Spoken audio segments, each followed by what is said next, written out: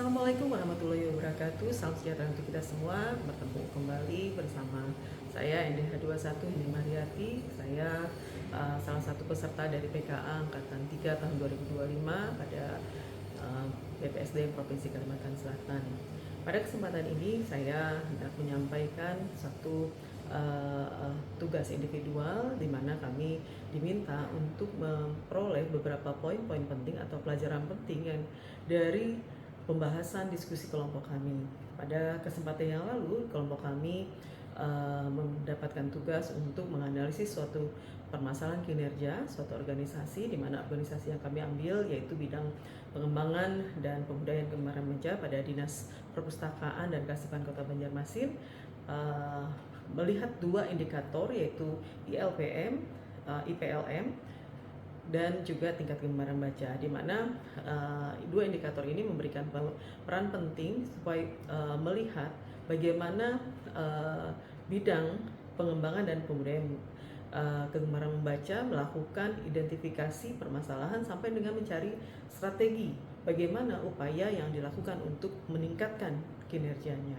Nah, dari dua indikator yang masih tergolong rendah tadi, saya dari analisa yang sudah kami sampaikan pada kesempatan yang lalu, ada beberapa pelajaran yang dapat kami ambil. Yang pertama, pentingnya sistem monitoring dan evaluasi yang terstruktur, di mana kita dapat menggunakan berbasis digitalisasi dalam melakukan sistem monitoring dan evaluasi, ataupun sistem monitoring dan evaluasi ini mungkin dibuat sederhana, tetapi dia dilakukan secara real time atau juga bisa secara periodik dan dilakukan evaluasi secara periodik. Yang kedua, adanya kesenjangan antara program literasi dan respon masyarakat, di mana kesenjangan antara program literasi dan respon masyarakat ini perlu dirancang suatu kegiatan yang melibatkan langsung masyarakat, walaupun saat ini sudah melibatkan langsung masyarakat, peran masyarakat itu, tetapi masyarakat seringkali tidak tahu apa yang dilakukan oleh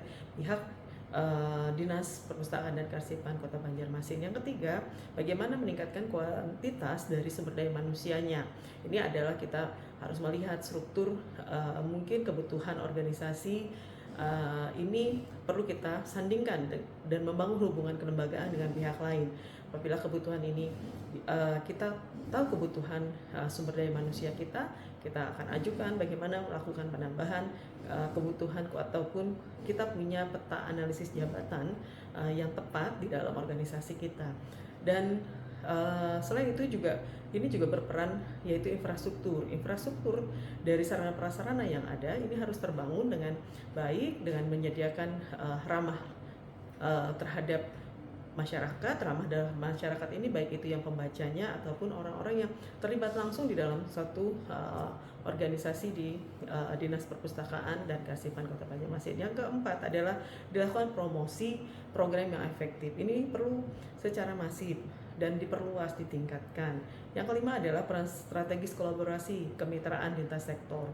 Nah, ini diharapkan kita membangun hubungan kelembagaan yang baik dengan pihak-pihak terkait, dengan tokoh masyarakat, kemudian instansi pendidikan, karena membaca ini kita mulai dari anak usia dini. Kemudian yang keenam adalah esensi terhadap perubahan kelola atau strategi transformasi sumber daya manusianya.